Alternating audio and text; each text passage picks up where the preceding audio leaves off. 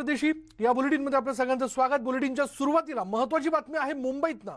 मुंबईत कोरोनाची लाट सध्या स्थिर असून हा ट्रेंड असाच राहिला तर मुंबईत कोरोनाची लाट ही लवकरच ओसरेल असं गृहीत धरता येईल, अशी माहिती मुंबई महापालिकेचे आरोग्य व्यवस्था पाहणारे अतिरिक्त आयुक्त सुरेश काकाणी यांनी दिली आहे। ते न्यूज 18 लोकमतशी बोलत होते। दरम्यान पुढच्या लाटेच्या दिशेनेही तयारी करता येईल असंही सुरेश काकाणी यांनी यावेळी सांगितलं। त्यांच्याशी बातचीत केली आहे आमच्या प्रतिनिधी स्वाती लोखंडे यांनी।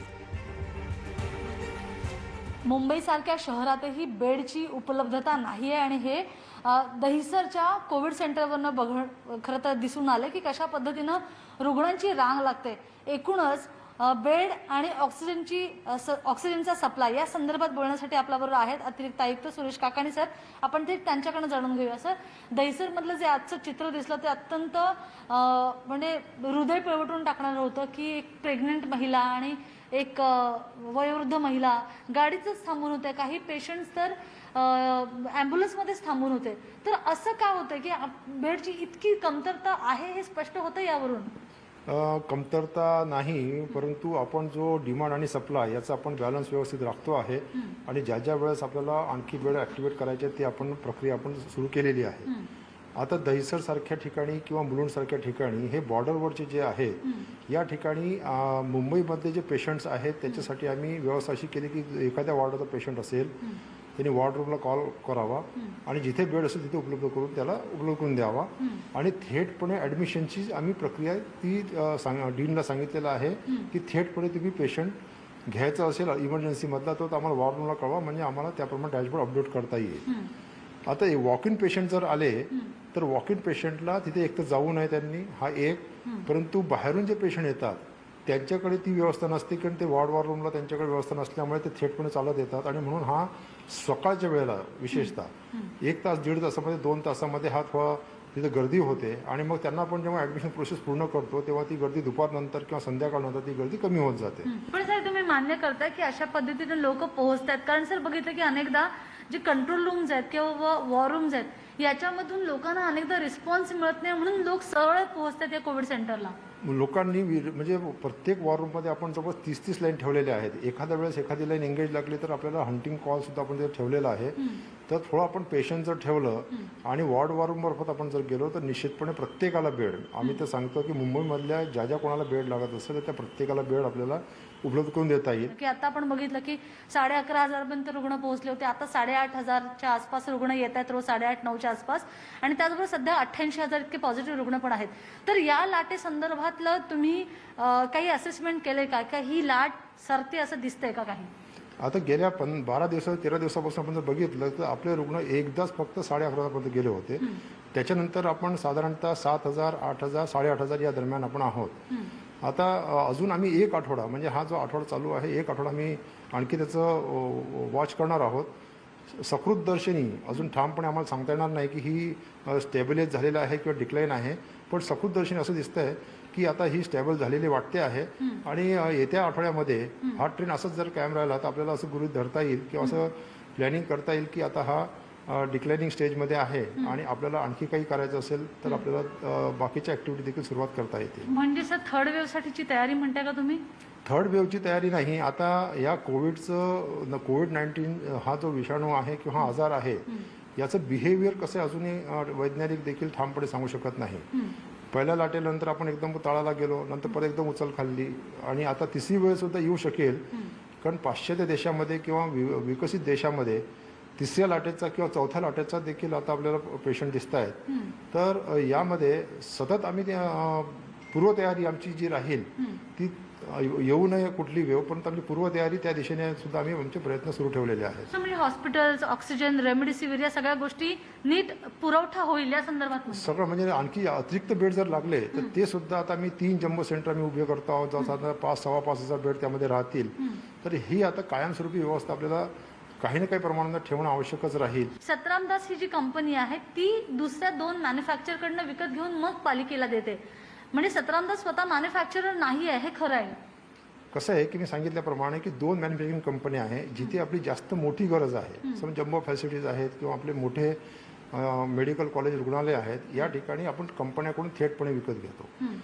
आणि लहान जे रुग्णालय आहेत 50 बेड 100 बेड किंवा आणखी 10 बेड 20 बेडचे जे ऑक्सिजन सप्लायचे रुग्ण आहेत यांना आपण त्या डिस्ट्रीब्युटर आहेत, वेगवेगळे डिस्ट्रीब्युटर्स आहेत, हे त्या 2 कंपन्याकडून हे घेतात. आणि लहान लहान ठिकाणी जिथे सिलेंडर बेस रिफिलिंग सिस्टीम आहे, इथे मोठ्या कंपन्या लहान सिलेंडर भरण्यामध्ये स्वारस्य दाखवत नाही. आपण टेंडर जरी काढलं किंवा त्यांना आव्हान जरी केलं तरी ते इच्छुक नसतात, कारण हे लहान लहान विखुरलेल्या ठिकाणी असतात. म्हणून अशा ठिकाणी गरज भागवण्यासाठी ह्या कंपन्यामार्फत डिस्ट्रीब्युटर नेमले जातात आणि डिस्ट्रीब्युशन मग आपला तो सप्लायर होतो. स्वप्नील धुरीसह स्वाती लोखंडे, न्यूज 18 लोकमत, मुंबई. मुंबईत कोरोनाची लाट ओसरते. खरंच म्हणजे त्याबद्दलची संकेत खरं तर अतिरिक्त आयुक्त सुरेश काकाणे यांनी दिलेले आहेत. पण बघूयात, हे सगळं शेवटी नागरिकांच्या हातात आहे, ते किती कोरोनाशी संबंधित त्रिसूत्रीचं पालन करतात. जाऊयात, आमच्या प्रतिनिधी स्वाती लोखंडे डोके आपल्याबरोबर आहेत. स्वाती, जेव्हापासून ही दुसरी लाट सुरू झालेली आहे, येणारा प्रत्येक दिवस हा वाढणाऱ्या आकडेवारीचा दिसतोय. आजचं अपडेट काय? खरं तर आपण बघितलं की ज्या पद्धतीनं महाराष्ट्रातली आकडेवारी एका बाजूला पीकवर आहे, मृत्यूचा आकडा पण पीकवर आहे, तिथे दुसऱ्या बाजूला मुंबईतला आकडा थोडाफार डिक्लाइन म्हणजे थोडासा कमी होण्याचा त्याचा कल दिसतोय. मुंबईमध्ये 11,500 रुग्ण एका दिवसाला सापडले आणि त्याच्यानंतर हा ट्रेंड अधिक वाढतोय की काय असं बघायला मिळालं. पण सुदैवानं हळूहळू रुग्णसंख्या कमी होत गेली. आता जर बघितलं, साधारणतः 8,400च्या आसपास रुग्ण हे रविवारी सापडले होते, नवीन बाधित सापडले होते. त्यामुळे नक्कीच 11:30 ते 8:30 याच्यामध्ये साधारणतः 3 ते 3.5 हजारांची तफावत आहे की हळूहळू रुग्णसंख्या ही कमी होते. अतिरिक्त आयुक्त काकांनी यांनी म्हटल्याप्रमाणे आता पेशंट वाढण्याचा जो आकडा आहे किंवा जी काही जो ट्रेंड आहे तो स्थिर आहे. म्हणजे पटकन वर जातात किंवा पटकन खाली जातात असं नाही आहे. आणि एकूणच हे डिक्लाइनिंग किंवा लाट ही ओसरते का, हे पुढल्या आठवड्यापर्यंत ते घोषित करू शकतील. कारण आकडेवारी जी सकृत दर्शनी दिसते ती पाहता ही लाट ओसरते असंच वाटतंय. पण पुढल्या आठवड्यात अधिक योग्य पद्धतीनं किंवा अधिकारवाणीनं यावर बोललं जाऊ शकतं. कारण एका बाजूला लॉकडाऊन आहे, फारसा परिणाम मुंबईसारख्या शहरात जाणवत नसला तरी नक्कीच शनिवार रविवारी जो अधिकाधिक बाहेर पडण्याचा लोकांचा कालावधी मानला जातो, त्याच्यामध्ये कमी लोक बाहेर पडतात. त्यामुळे कुठे ना कुठेतरी दिलासादायक बातमी आपल्याला पुढच्या आठवड्यात नक्कीच मिळू शकते की हा डिक्लाइनिंग स्टेट आहे. पण सध्या तरी ही महत्त्वाची बातमी आहे की या क्षणाला पेशंट वाढीचा किंवा ही जी लाट आहे ती स्थिर असल्यासारखं आहे. त्यामुळे पुढच्या आठवड्यानंतर तिसरी लाट किंवा पाश्चात्य देशामध्ये 4थी 5वी लाट अशी दिसते, त्या दृष्टीनं वेगळी तयारी करता येईल. जसं आयुक्तांनी सांगितल्याप्रमाणे, अतिरिक्त आयुक्तांनी सांगितल्याप्रमाणे की बेडची संख्या वाढवली जाते. कोविड सेंटर्स म्हणजे महालक्ष्मी आणि सायन यासारख्या ठिकाणी उभारले जात आहेत. त्यानंतर ऑक्सिजनचा तुटवडा जाणवला. आपल्याला माहिती आहे की कशा पद्धतीने 6 रुग्णालयातील रुग्णांना एका रात्रीत हलवण्यात आलं, 168 रुग्णांना. त्यामुळे या दृष्टीने पण प्रयत्न केले जातील. औषधांचा पुरवठा, रेमडेसिवीर स्पेशली याचा पुरवठा होतोय की नाही हे बघितलं जाईल. बेडचा तुटवडा होऊ नये. त्यामुळे एका बाजूला ही लाट स्थिर होते आणि एक समाधानकारक चित्र आहे. तरीही आपला विसरता येणार नाही की पाश्चात्य देशांप्रमाणे आपल्या देशातही कदाचित 3री 4थी 5वी लाट येऊ शकते आणि त्या दृष्टीनं पालिका आणि सरकार नियोजन करू शकेल. विशाल, पण यामध्ये आणखीन एक सगळ्यात महत्त्वाचा भाग आहे की ज्या प्रमाणात आता आरोग्य व्यवस्था ही वाढवण्याचा म्हणून जो काही प्रयत्न आहे, जो काही होतोय, त्या प्रमाणात मनुष्यबळ देखील उपलब्ध झालं पाहिजे. मग ते डॉक्टर्स असतील आणि या वेगवेगळ्या व्यवस्थेतले इतर विभागातले कर्मचारी असतील. धन्यवाद स्वाती या सगळ्या माहितीबद्दल. पुढे पाहूयात, एकेकाळी सर्वात जास्त रुग्ण असलेल्या मुंबईच्या के पूर्व विभागातील कोरोना रुग्णांची संख्या स्थिरावत चालली आहे. गेल्या संपूर्ण आठवडाभर ही रुग्णसंख्या 400च्या घरात आहे आणि त्यामुळे रुग्णसंख्या दुपटीचे दिवस वाढले असून हे मुंबईसाठी एक चांगले संकेत आहेत, अशी माहिती या विभागाच्या आरोग्य अधिकारी डॉक्टर उर्मिला पाटील यांनी न्यूज 18 लोकमतशी बोलताना दिली आहे. आज आम्ही तुम्हाला घेऊन आलो आहोत ते के पूर्वच्या वॉर रूममध्ये. ही वॉर रूम काय करते तर सध्या मुंबई शहरामध्ये जो काही कोरोनाचा हाहाकार माजलेला आहे त्याच्यामध्ये सर्वसामान्य माणसाला अनेक प्रश्न पडतात की त्याचा पॉझिटिव्ह रिपोर्ट आल्यानंतर काय होणार, त्याला बेड मिळणार अथवा नाही मिळणार, या सगळ्या गोष्टींची उत्तरं तुम्हाला ही वॉर रूम देत असते. ही वॉर रूम 24/7 म्हणजे पूर्ण 24 तास चालू असते. 3 शिफ्टमध्ये या वॉर रूममध्ये अनेक जण काम करत असतात. आता सुद्धा आपण सकाळची वेळ पाहतो आहे की जवळपास 15 ते 20 जणांची ही संपूर्ण टीम आहे, ज्याच्यामध्ये 4 डॉक्टर, मुंबई महानगरपालिकेच्या शिक्षिका अशा सगळ्यांचा समावेश आहे. अशा पद्धतीची एक यादी रोज सकाळी इथं येते आणि या यादीमधल्या प्रत्येक माणसाला या सगळ्या ज्या मुंबई महानगरपालिकेच्या शिक्षिका आहेत प्रत्येकाला फोन करतात आणि त्यांच्या प्रकृतीबद्दल विचारपूस करून त्यांच्या इकडे जर आयसोलेशनची सुविधा उपलब्ध आहे का याची पाहणी करतात. समजा त्या रुग्णाला हॉस्पिटलची गरज असेल तर त्याला हॉस्पिटल उपलब्ध करून देण्याची जबाबदारी सुद्धा या सगळ्यांवर असते आणि त्याच्यामुळे प्रत्येकाचं काम ठरलेलं आहे. प्रत्येकजण त्याचं ठरवून दिलेलं काम रोज करत असतात. एखाद्या रुग्णाला कशा पद्धतीचे सिम्पटम्स आहे किंवा त्याची प्रकृती कशी आहे आणि त्याच्यानुसार त्याला कुठल्या बेडची आवश्यकता आहे याचे सुद्धा जे आहे ते ठरवलं जातं ते या वॉर रूममध्ये. डॉक्टर प्राची जाधव आहे आपल्याकडून बरोबर, त्यांच्याकडून आपण जाणून घेऊया. प्राची मॅडम, साधारण रोज किती रुग्ण या ठिकाणी सापडतात आणि त्यांना कुठे पाठवायचं, कसं पाठवायचं, याची सगळी प्रोसेस कशी पूर्ण होते? नमस्कार. एव्हरी डे आपल्या इथे लाईन लिस्ट येते सकाळी आणि 1 वाजता येते. सेम लाईन लिस्ट आपल्याला वॉर रूमला आणि हेल्थ पोस्ट टीम, आपल्या इथे 12 हेल्थ पोस्ट आहेत ह्या वॉर्डमध्ये, त्यांनासुद्धा जाते. तिथून कॉलिंग सुरू होते. पेशंटचं पूर्ण केस हिस्ट्री लिहून घेतल्यावर आपण ट्रायच करतो की पेशंटला होम आयसोलेशन द्यायचं आहे की त्यांना 2 फॅसिलिटीमध्ये आपण ठेवायचं आहे की हॉस्पिटलायझेशनची गरज आहे. त्यानुसार मग आपण पेशंटला सेग्रिगेट करतो. मॅम कसं आहे, खूप इझी करून दिलं आहे. मी सगळ्यांना असं रिक्वेस्ट करेन की त्यांनी इथे वॉर रूमला आधी कॉल करावं. त्यांच्या वॉर्डचे जे वॉर रूम आहेत सगळ्या पेशंट्सला मी अशी रिक्वेस्ट करेन की त्यांनी तिथे कॉल करावं. इथे त्यांची प्रॉपर केस हिस्ट्री घेतली जाईल आणि इथून त्यांना बेड अवेलेबल करून दिले जातील. अपने यहाँ पे जो इंटरनेशनल जिसे हम क्वारंटाइन कर रहे हैं वो मिडल ईस्ट कंट्रीज से हैं, यूके से हैं और साउथ अफ्रीका, ब्राज़ील, ये सब कंट्रीज से जो लोग आ रहे हैं वाया कनेक्टिंग फ्लाइट भी अगर लेके आ रहे हैं वाया, तो भी उनको क्वारंटाइन किया जा रहा है बिकॉज ऑफ न्यू स्ट्रेन की वजह से. और उनको 7 days compulsory institutional hotel quarantine है और 7 डे को उनकी टेस्टिंग होती है. 7 डे को टेस्टिंग उनकी रिपोर्ट नेगेटिव आने के बाद नेक्स्ट 7 डेज उनको होम क्वारंटाइन होना होता है.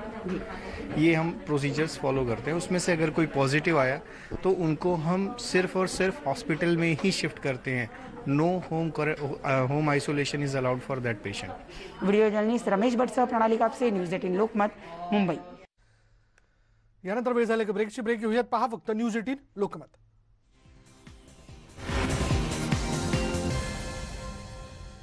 आता ब्रेक नंतर राज्यातील जनतेसाठी अतिशय महत्त्वाची बातमी अशी की नागरिकांनी नियमांचं पालन नाही केलं तर निर्बंध आणखीन कठोर करू असा इशारा आरोग्यमंत्री राजेश टोपे यांनी दिला. कोरोनावर नियंत्रण मिळवण्यासाठी ब्रेक द चेनचं उद्दिष्ट साध्य करणं गरजेचं असल्याचंही टोपेंनी यावेळी म्हटलं.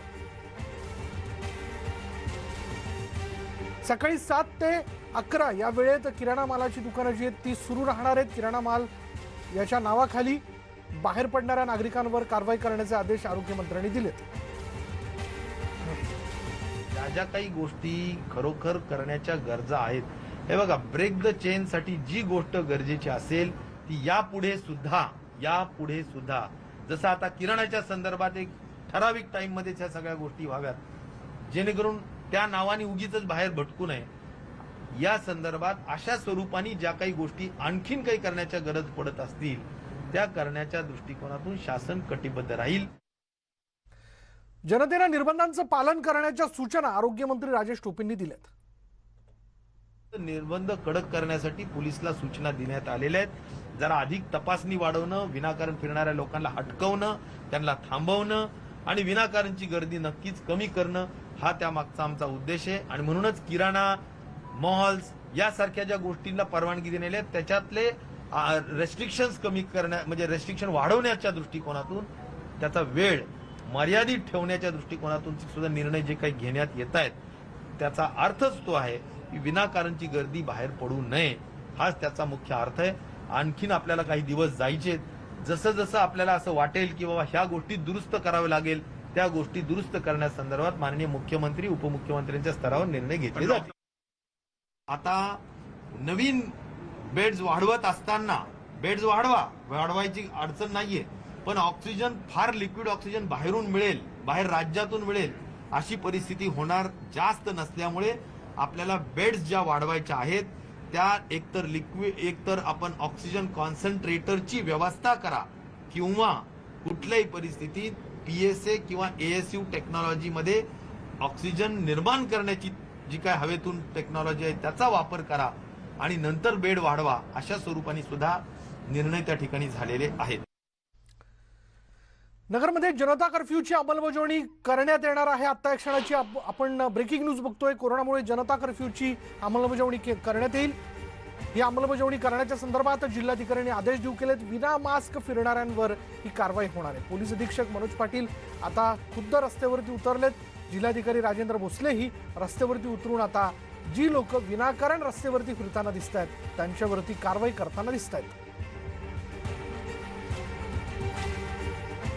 अहमदनगर जिल्ह्यामध्ये काल रात्रीपासून जे पूर्वीचे निर्बंध होते त्याच्यापेक्षा अतिरिक्त निर्बंध लावलेले आहेत आणि त्याच्यामध्ये आपण टोटल बंदी जी आहे ती सगळे इतर व्यापार जे आहेत म्हणजे इसेन्शियल सर्व्हिसेस सोडल्या तर बाकीच्या सगळ्याच व्यापारावर आपण बंदी हे लादलेली आहे.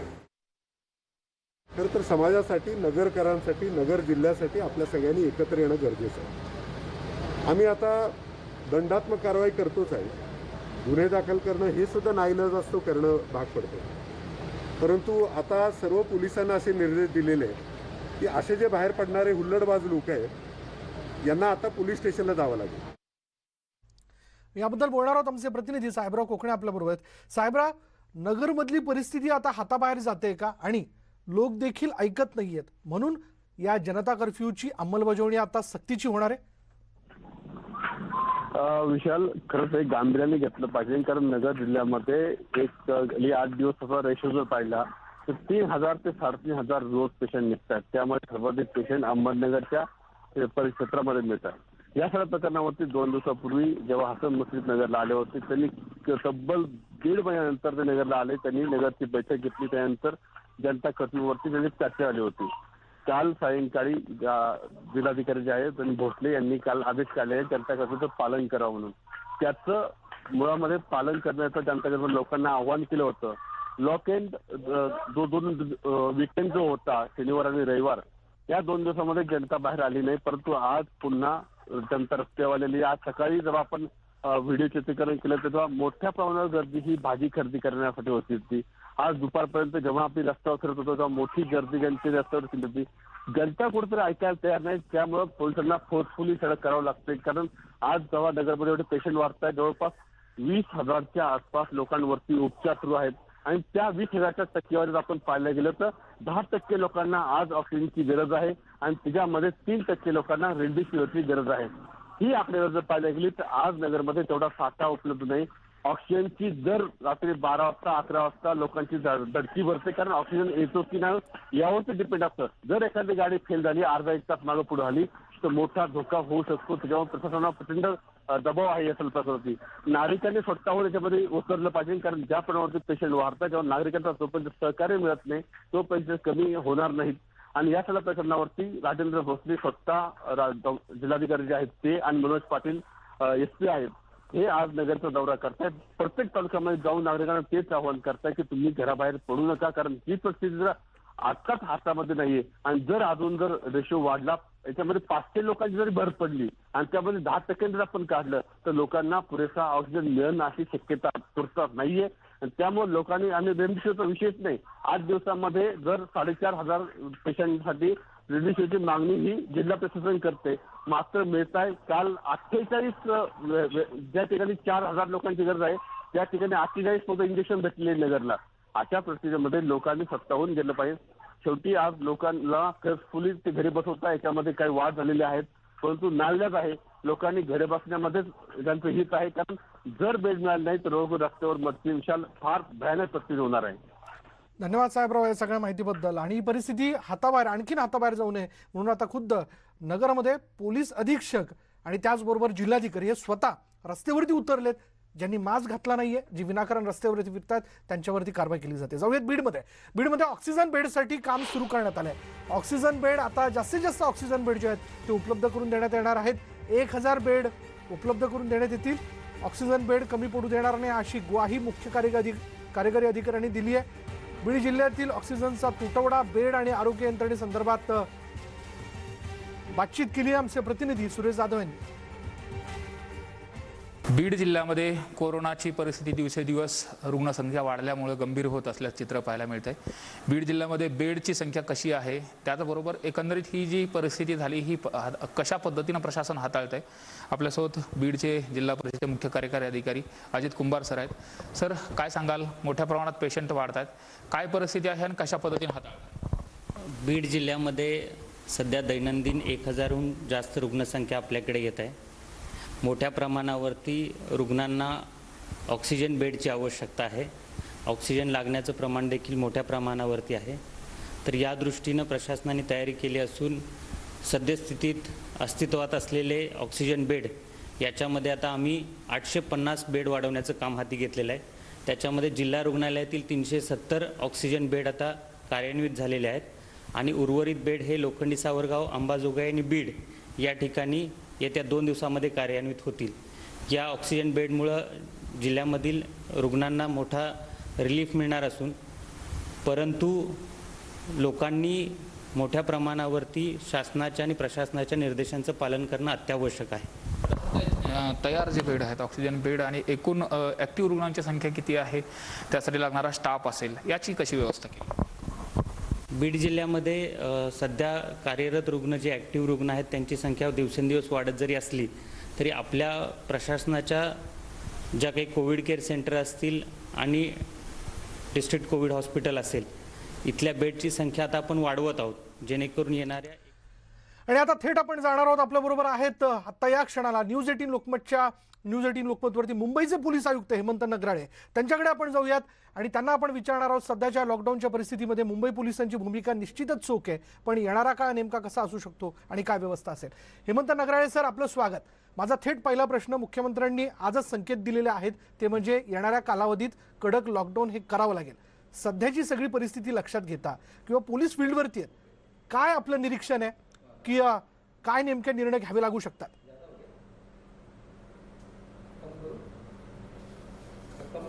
आता पुढे जे होणारे निर्णय आहेत त्याच्याबद्दल मी आता आपल्याला ॲडव्हान्समध्ये काही बोलणं योग्य होणार नाही, परंतु आपण सगळ्यांना माहिती आहे की महाराष्ट्र शासनाने लॉकडाऊन जाहीर केल्यानंतर जी इसेन्शियल सर्व्हिसेस परमिट करण्यात आली होती त्याप्रमाणे जेवढ्या आवश्यक सेवा आहेत त्यांची वाहने आणि आवश्यक असलेल्या व्यक्ती याच घराच्या बाहेर निघतील आणि पब्लिक प्लेसेसमध्ये राहतील, याच्याबद्दल महाराष्ट्र शासनाने आदेश जाहीर केलेला आहे. आपल्या पब्लिक ट्रान्सपोर्टच्या बसेस, पब्लिक ट्रान्सपोर्टचे लोकल्स या सगळ्या सुरू आहेत, टॅक्सीज सगळ्या सुरू आहेत. प्रवाशांना प्रवास करण्यासाठीची सर्व माध्यमे उघडी आहेत, चालू आहेत.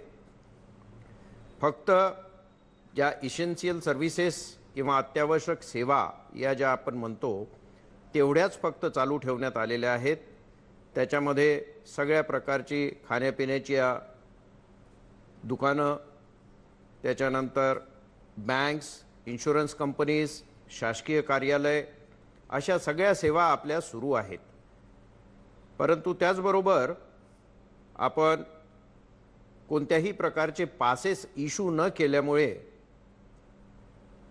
जे टोल नाके आहेत, चेक नाके आहेत, त्या टोल नाक्यांवर वाजवीपेक्षा जास्त गर्दी ही जमा होते आहे आणि या गर्दीमध्ये बरेचशी लोक अशी आहेत की ज्यांचं इसेन्शियल सर्व्हिसेसमध्ये किंवा अत्यावश्यक सेवेमध्ये ती मोडत नाही, तरीसुद्धा पास नसल्यामुळे त्यांना रस्त्यावर येऊन फिरायला जायचं आहे किंवा त्यांची वैयक्तिक कामं करायची आहे आणि या सगळ्या प्रकारामुळे ट्रॅफिक जाम होत आहेत आणि त्या ट्रॅफिक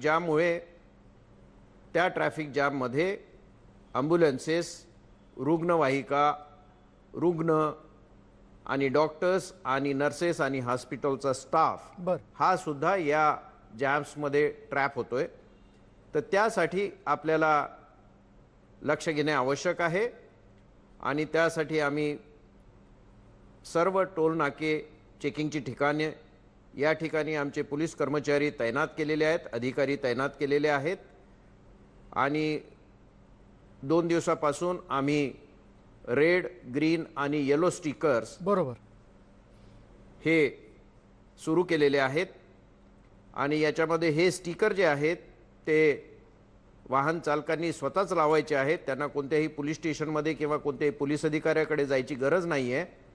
ते स्टिकर त्यांनी स्वतःच बनवायचे. ते कोणत्या अत्यावश्यक सेवेसाठी आहेत त्यासाठी त्यांनी स्वतःच स्टिकर बनवायचे आहेत आणि आपल्या गाडीला लावायचे आहेत.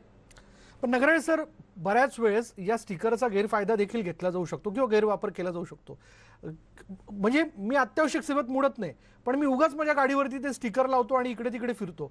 मग ही लोक कशी ओळखले जाणार? त्याची तपासणी केली जाईल? होय, यांची तपासणी होणार. आम्ही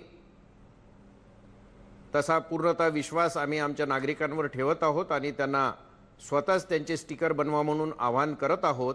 हे जरी असलं तरी आम्हाला निश्चितच माहिती आहे, आपण सगळ्यांनाही माहिती आहे की काहीतरी 10% 15% लोक असे असतील जे या सोयीचा गैरफायदा घेण्यासाठी इच्छुक असतील किंवा निश्चितच त्याचा गैरफायदा घेतील. अशा लोकांसाठी आम्ही ह्या ज्या व्हेइकल्स आहेत ज्याच्यामध्ये पास लागलेले आहेत त्या व्हेइकल्सची तपासणी सुद्धा सॅम्पल बेसिसवर आम्ही करणार आहे. आणि अशा सॅम्पल चेकिंगमध्ये जर आम्हाला आढळून आलं की ही अमुक व्यक्ती या कॅटेगरीमध्ये बसत नाही तरी सुद्धा त्यांनी पास लावून आपला प्रवास केलेला आहे किंवा रस्त्यावर फिरत आहेत, अशा केसेसमध्ये आम्ही योग्य ती कायदेशीर कारवाई करू, त्यांच्यावर गुन्हे दाखल करू. सर, आपण जर बघितलं तर बाजारात फिजिकल डिस्टन्सिंगचा पूर्णपणे फज्जा उडतोय. त्यासाठी पोलीस फोर्स, अतिरिक्त पोलीस फोर्स जी आहे ती लावली जाणार का?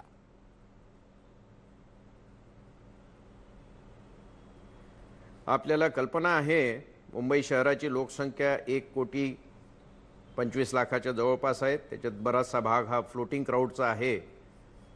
परंतु कंपेअर केलं तर आपलं मुंबई पोलीसचं मनुष्यबळ साधारण 45,000च्या जवळपास आहे. आपण सगळ्यांना कल्पना आहे की पोलीस बळ हे काही एकदम सडनली आपण कुठून आणू शकत नाही. त्याचप्रमाणे प्रत्येक व्यक्तीमागे आपण एक पोलीस देऊ शकत नाही. तर ही जी जाणीव आहे, सोशल डिस्टन्सिंग पाळणे किंवा मास्क लावणे किंवा गर्दीच्या ठिकाणी गर्दी करू नये, ह्या ज्या जबाबदाऱ्या आहेत या नागरिकांनी स्वतः पाळायच्या आहेत आणि त्या स्वतःच त्यांनी अंमलात आणायच्या आहेत. प्रत्येक गोष्ट आपल्याला पोलिसांनी सांगितली पाहिजे अशी अपेक्षा न करता नागरिकांनी स्वतःहून त्या गोष्टी पाळायला पाहिजेत. ज्या ठिकाणी जास्त गर्दीची ठिकाणं आहेत, जसं भाजी मार्केट आहे किंवा अशी जास्त फुटफॉलची ठिकाणं आहेत, अशा ठिकाणी आम्ही आमचा बंदोबस्त ठेवतोय. परंतु तो नेहमी कमी पडणार आहे. आणि आमच्या ज्या केसेस राहतील मास्क न घालण्याच्या किंवा सोशल डिस्टन्सिंग न पाळण्याच्या, या फक्त सॅम्पल केसेस म्हणून राहतात. त्या काही सगळ्यांवर, सगळ्या 100 लोक जर उद्या भंग करत असतील कोणत्या कायद्याचा किंवा नियम पाळत नसतील तर त्या 100 लोकांवर काही कारवाई आपण करू शकत नाही. पोलिसांची कारवाई ही फक्त सॅम्पल केसेसवर असते, 100% केसेसवर कधीच नसते. बरोबर आहे सर, स्पून फिडिंग तर होऊ शकत नाही, कारण नागरिकांनी देखील आपली जबाबदारी आणि ही परिस्थिती लक्षात घेतली पाहिजे. अशा वेळी रोज आपण आपल्या अधिकाऱ्यांकडनं नेमकं काय चाललंय याबद्दलचा अहवाल घेत असणार. आपल्याला असं वाटतं का की लोक ऐकत नाहीयेत, आता पोलिसांना रस्त्यावरती उतरावं लागेल तशी वेळ आली आहे का?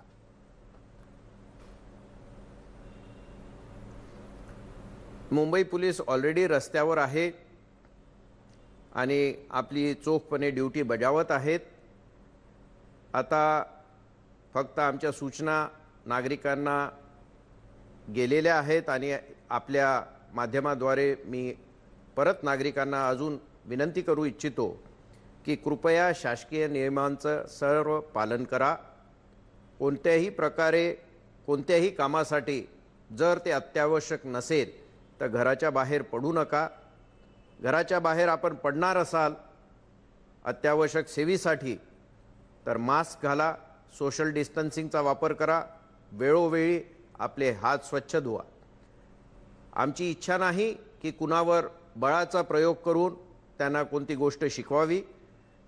मुंबईतील नागरिक सजान आहेत, त्यांना सर्व कळतं, ते हुशार आहेत आणि शासनाबरोबर आणि शासकीय खात्यांबरोबर ते नेहमीच त्यांचा ऐकतात, त्यांचा आदर करतात आणि त्यांचं नेहमीच सर्व शासकीय कार्यक्रमांना, शासकीय आदेशांना सहभाग असतो, तो त्यांनी नेहमीप्रमाणे द्यावं हीच आमची विनंती. सर, गेल्या लॉकडाऊनचा अनुभव जर आपण लक्षात घेतला तर या लॉकडाऊनमध्ये ड्युटी करता करता पोलीस प्रचंड थकले. म्हणजे एक लीडर म्हणून आपण जाणत असाल की बहुतांशी पोलिसांनी तर 16 तासांपेक्षा अधिकची ड्युटी केली किंवा काही पोलीस तर 24 तास ड्युटी करताना दिसत होते. यात आपण आपले काही सहकारी पण गमावले. अशा वेळी आत्ता त्यांना रस्त्यावरती उतरवून पुन्हा एकदा ही सगळी परिस्थिती सांभाळण्याच्या दृष्टीने काम करत असताना कशा प्रकारचं नियोजन आपण करणार आहात? कारण जेणेकरून एका प्लॅटूनने ड्युटी केली की दुसरा त्या ठिकाणी असेल, असं काही नियोजन त्या ठिकाणी केलं जातंय का?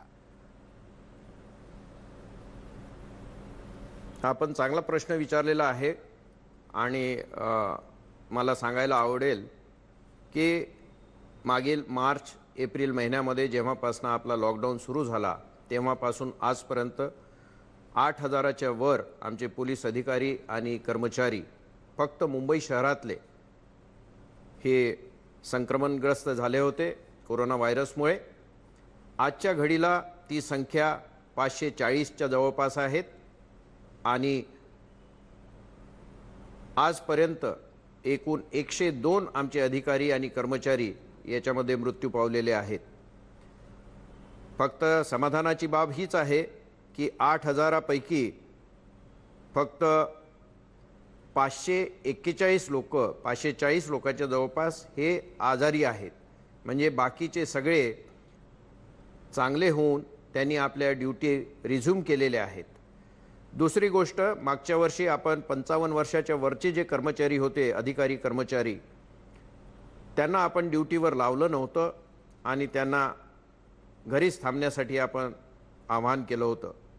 परंतु यावेळेस जी लाट आपली कोरोनाची आलेली आहे ती मोठी आहे, जास्त सिरियस आहे. पेशंट्स खूप जास्त प्रमाणामध्ये आजारी पडत आहेत. म्हणून आपल्याला जास्तीत जास्त मनुष्यबळ ठेवणे अत्यंत आवश्यक आहे. परंतु यासाठी आम्ही ही काळजी घेतोय की जी 55 वर्षाच्या वरची अधिकारी आणि कर्मचारी मंडळी आहेत त्यांना बाहेर फील्डवर ड्युटी न देता त्यांना पोलीस स्टेशनमध्ये टेबल जॉब किंवा पोलीस स्टेशनच्या आतमधल्या ड्युटी त्यांना आम्ही देतोय आणि बाकी जी तरुण मंडळी आहेत त्यांना रस्त्यावर पेट्रोलिंग किंवा वाहन चेकिंग आणि यासारख्या आम्ही ड्युटी लावतोय. सर, या कोरोना कालावधीत आपण बहुतांश बरेच पोलीस कर्मचारी गमावले, ही दुःखाची बाब आहे. पण अशावेळी त्यांना 50 लाखांची मदत देण्याच्या संदर्भातली देखील घोषणा झाली होती. त्याची अंमलबजावणी कितपत झाली आणि जर झाली नसेल तर या विषयाला घेऊन आपण काय करणार आहात? नाही, शासनाकडून ही जी 50 लाखाची मदत आहे ती आम्हाला नियमित मिळत आहे आणि मला वाटते आता रिसेंट 1-2 केसेस सोडल्या त्याच्यामध्ये आमचा प्रपोजल अजून गेला असेल किंवा जायचं असेल. या 1-2 केसेस सोडल्या तर बाकी सगळ्यांची पूर्तता ती झालेली आहे आणि सर्व प्रकारची मदत शासनामार्फत पोलीस खात्याला करण्यात येत आहे. या सगळ्या परिस्थितीत आपला पोलीस आणि याबद्दल मी शासनाचा फार आभारी आहे. या सगळ्या परिस्थितीत आपला पोलीस कर्मचारी मग ते वरच्या रँकपासून अगदी हवालदारपर्यंत सगळेच खरं तर आरोग्यदायी प्रोटेक्टेड असणं फार आवश्यक आहे. किती टक्के मुंबई पोलिसांनी लस घेतली? म्हणजे सगळ्यांचं लसीकरण पूर्ण झालंय? पूर्ण अजून लसीकरण झालेलं नाही. आमचं आत्तापर्यंत फर्स्ट डोसचं 70%च्या जवळपास आमचं लसीकरण झालेलं आहे आणि दुसऱ्या डोसचं 40%पर्यंत आमचं लसीकरण झालेलं आहे आणि लवकरच पहिल्या डोसचं 100% होईल. येणाऱ्या कालावधीमध्ये, काही दिवसांच्या कालावधीमध्ये 100% होईल याची मला खात्री वाटते. नगराळे सर, आपण म्हणालात की पोलिसांनी नियमात राहून खरं तर कारवाई करावी, पण मधल्या कालावधीत मरीन ड्राईव्हला जे कोंबडा बनण्याची शिक्षा काही लोकांना देण्यात आलेली होती, तशा पद्धतीची शिक्षा करू नये असं आपण म्हणाला होता, त्याबद्दल सक्त आदेश आपण दिले होते. नेमकी या पाठीमागची आपली भावना काय होती? नाही, त्यामागची माझी भावना मी स्पष्ट केलेली आहे. याच्या अगोदर मी प्रेस क्लिप इश्यू केली होती. त्याच्यामध्ये हेच सांगितलं होतं की कुणीही अधिकारी असो, कर्मचारी असो, त्यांनी कायदा हातात घेऊ नये. कायद्यान्वये आपल्याला सगळ्यांवर कारवाई करण्याचे अधिकार आहेत, परंतु असे काहीतरी पनिशमेंट देणे, फिजिकल पनिशमेंट देणे, कुणाला सूर्यनमस्कार काढायला सांगणे किंवा कुणाला बेडूक उड्या मारायला सांगणे ही योग्य बाब नव्हे. उगाच जनसामान्य लोकांचा, नागरिकांचा अपमान होऊ नये. त्यांचे नातेवाईक त्यांच्याबरोबर असतात किंवा बायको किंवा मुलं हे त्यांच्यासोबत असतात, त्यांच्यासमोर त्यांचा अपमान होऊ नये असं कोणतंही कृत्य करू नये असं आमचं पोलीस अधिकाऱ्यांना आणि कर्मचाऱ्यांना मी जाहीरपणे आव्हान केलं होतं. आणि त्या घटनेनंतर ती एक घटना सोडता त्याच्यानंतर माझ्या दृष्टिक्षेपात तरी अशी कोणती दुसरी घटना आलेली नाही. असं देखील म्हटलं जातंय की ही दुसरी लाट जी आहे ती हळूहळू ओसरते, ती ओसरावी ही खरी अपेक्षा आहे. पण येणाऱ्याही काही कालावधीमध्ये जर तिसरी चौथी लाट अशी जर परिस्थिती निर्माण झाली, पोलीस ड्युटी करतायत, चोखपणे ती आपली ड्युटी बजावतायत, पण अशा वेळी नियोजनाचा भाग म्हणून काही अतिरिक्त फोर्सेसची देखील आपण येणाऱ्या काळात मदत घेणार का, तसा काही आपण विचार करताय का? आता हा असं झालं तर तसं होईल, तसं झालं तर तसं होईल अशा प्रकारचे प्रश्न मी त्यांचं उत्तर देण्याचं टाळतो निक्षुणपणे. कारण यातून लोकांमध्ये फार समज, गैरसमज वेगवेगळ्या पद्धतीने हाताळले जातात. तर मला वाटतं अशा प्रकारचे प्रश्न आपण कृपया विचारू नये आणि मी यांचं उत्तर देणार नाही. आपण सत्य परिस्थिती, फॅक्ट्स याच्यावर जर आपण बोललो तर त्याचं उत्तर मला देता येईल आणि योग्य उत्तर देता येईल. नाही, निश्चितच तो नियोजनाचा भाग म्हणून खरं तर माझा प्रश्न होता, ती उत्सुकता म्हणून मी विचारला. पण यामध्ये खरं तर आपला स्वभाव जरी करारी असला, नियोजनाचा भाग ज्यावेळेस आपला स्वभाव प्रचंड करारी सर, आणि आपण मितभाषी आहात असं असताना पोलिसांशी आपला कायम रोजच्या रोज संवाद असतो. आपण एक अपील देखील केलं होतं की लोकांनी पोलिसांना सहकार्य करावं. अर्थात लोकांनी या सगळ्या परिस्थितीत ते जर ड्युटी करताय तर पोलिसांना एक मदतीचा भाग म्हणून त्यांना चहा देणं असेल, काही इतर गोष्टी पुरवणं असेल, लोक स्वतःहून करतात, पण त्याबद्दलचं देखील आपण अपील केलं होतं.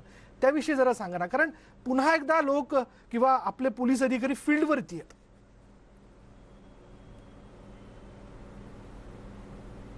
नाही, त्याच्यात माझे आत्मीयतेतून मी ती बाब लोकांना अपील केली होती, विनंती केली होती. कारण तुम्हाला माहिती आहे आमची अधिकारी आणि कर्मचाऱ्यांची 12-12 तासाची आम्ही ड्युटी लावलेली आहे. आणि जेव्हा ड्युटी चेंज होते त्यावेळेस बदलीचे अधिकारी पोलीस स्टेशनला येतात. तिथे त्यांना समजतं की आपल्याला या पॉईंटवर ड्युटी करायला जायचं आहे, तर पुढचे 12 तास तो त्या पॉईंटवर ड्युटी करत असतो. आणि ज्या पॉईंटवर त्याची ड्युटी लागलेली असते तिथे त्याला बसायला खुर्ची नसते. त्यांनी जे काही पाणी वगैरे डबा आपल्याबरोबर आणला असेल तोही संपून जातो. आणि हा बंदोबस्ताचा कालावधी असा आहे, लॉकडाऊनमुळे बऱ्याचशा दुकानं आहेत किंवा काही खाण्यापिण्याच्या गोष्टींच्या त्याही बंद असतात किंवा त्याच्यामध्येही संक्रमणाचा भीती असते. तर अशा या सगळ्या गोष्टी बघता माझी नागरिकांना ही आवर्जून विनंती होती की असे जर काही अधिकारी कर्मचारी आपल्या आजूबाजूला ड्युटी करत असतील तर कृपया त्यांना आपण पाणी किंवा चहा किंवा एक शब्दाने विचारलं की तुम्ही जेवण केलं का, ते आपण द्यायचं न द्यायचं ते आपण वेगळा विषय आहे, परंतु एका शब्दाने त्यांची विचारपूस केली आपुलकीने तर त्यामुळे सुद्धा त्यांचा उत्साह वाढेल आणि त्याचा आत्मविश्वास वाढेल आणि खरोखर त्यांनाही असं वाटेल की मी समाजासाठी काम करतोय आणि मला कुणीतरी विचारतंय की मी जेवण केलं का, मी नाश्ता केला का. हीच त्याच्या मागची भावना होती, अजून दुसरं काही नाही. आणि एका आत्मीयतेच्या भावनेने आमच्या पोलीस अधिकाऱ्यांना किंवा कर्मचाऱ्यांना नागरिकांनी विचारावं, आपुलकीने विचारावं, आपल्याच घरातील एक माणूस आहे असं म्हणून विचारावं, हीच त्याच्या मागची भावना होती. आणि यालाच तर खरं नेतृत्व म्हणतात, कारण हे तोच व्यक्ती जाणू शकतो ज्यांनी प्रत्यक्ष फील्डवरती काम केलेलं आहे. कारण आपण देखील एका ग्रामीण भागातून आलेला आहात, त्यामुळे आपण समजू शकता की फील्डवरती काम करणारा पोलीस कुठल्या सगळ्या वेगवेगळ्या विवंचनेतनं जात असतो तरी तो त्याचं कर्तव्य बजावतो. पण या सगळ्याच्यात आणखीन एक सगळ्यात महत्त्वाचा विषय, तो आरोग्यदायी राहणं हा एक महत्त्वाचा भाग आहे. मेडिकल इन्फ्रास्ट्रक्चर पोलिसांसाठी असावं हा विषय कायम वारंवार पुढे येताना दिसतो.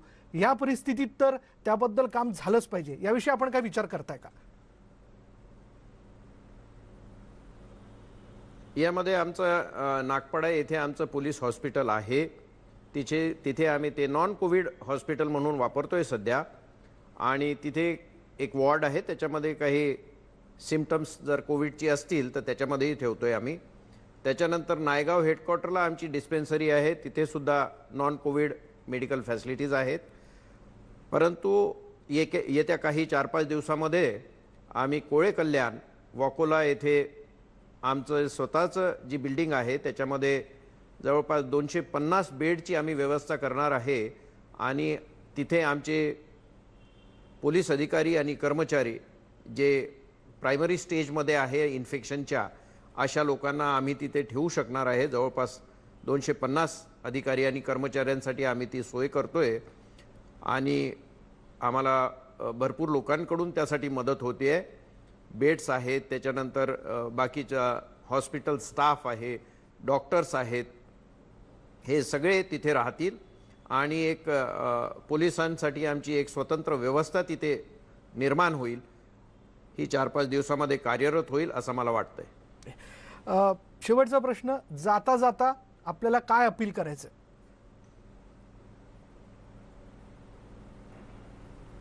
मी सर्व नागरिकांना एवढंच सांगेन की कृपया शासनाच्या आदेशाचं पालन करा. पोलिसांनी जे काही नियम ठरवून दिलेले आहेत त्या नियमांचं पालन करा. पोलिसांना सहकार्य करा, शासनाला सहकार्य करा. कारण शेवटी हे नियम, शासन आदेश हे कुणासाठी नसून हे तुमच्या वेलबिईंगसाठी आहे. तुम्ही चांगले राहावे, तुम्हाला कोरोनाचं संक्रमण होऊ नये, तुमच्या कुटुंबियातील व्यक्ती सगळ्या सुदृढ राहाव्यात, कुणालाही या कोरोना संक्रमणाचा मुकाबला करण्याची वेळ येऊ नये, यासाठीच हे सगळे नियम बनवण्यात येत आहेत. कारण जसं तुम्हाला माहिती आहे की याच्यावर अजूनपर्यंत ठोस अशी उपाययोजना म्हणजे मेडिसिन असं निघालेलं नाही. जी ट्रीटमेंट सुरू आहे ती सगळी ट्रायल बेसिसवर सुरू आहे. त्यातले काही ठीक होत आहेत, काही अपयश येत आहे. परंतु त्याच्यावर अजूनपर्यंत निश्चित असं मेडिसिन नसल्यामुळे आपल्याला या संक्रमणाची काळजी घेणं अत्यंत आवश्यक आहे. तर सर्व नागरिकांना माझी कळकळीची विनंती की आवश्यक नसेल तर घराच्या बाहेर निघू नका आणि उगाच रस्त्यावर येऊ नका. आपली गाडी किंवा आपल्या गाड्या रस्त्यावर आणू नका, त्याच्यामुळे ट्रॅफिक जॅम वाढेल. शासनाच्या आदेशाचं पालन करा. धन्यवाद. जय हिंद, जय महाराष्ट्र. धन्यवाद आमच्याशी बोलल्याबद्दल हेमंत नगराळजी. आपण स्वतः केबिनमध्ये न बसता फील्डवरती जाऊन महत्त्वाचे निर्णय घेताय. आपण स्वतःची काळजी घ्यावी आणि आपल्या अधिकाऱ्यांची काळजी घ्यावी. पुढल्या सगळ्या नियोजनाकरता आम्ही न्यूज 18 लोकमततर्फे आपल्याला शुभेच्छा व्यक्त करतोय. धन्यवाद. आणि या महत्त्वाच्या सगळ्या चर्चेनंतर जाता जाता आपल्या सगळ्या प्रेक्षकांना एक हक्काचं आवाहन सांगून, या सगळ्या परिस्थितीत खरं तर हा मास्क वापरणं खूप गरजेचं आहे. कारण ती या परिस्थितीची गरज आहे. तरच आपण या कोरोनाची साखळी तोडू शकतो, ज्याला आपण ब्रेक द चेन म्हणतो. त्यामुळे कोरोनाशी संबंधित त्रिसूत्रीचं पालन करा आणि या कोरोनाला दूर पाठवा. यानंतर इथेच थांबणार आहोत. पहा फक्त न्यूज 18 लोकमत.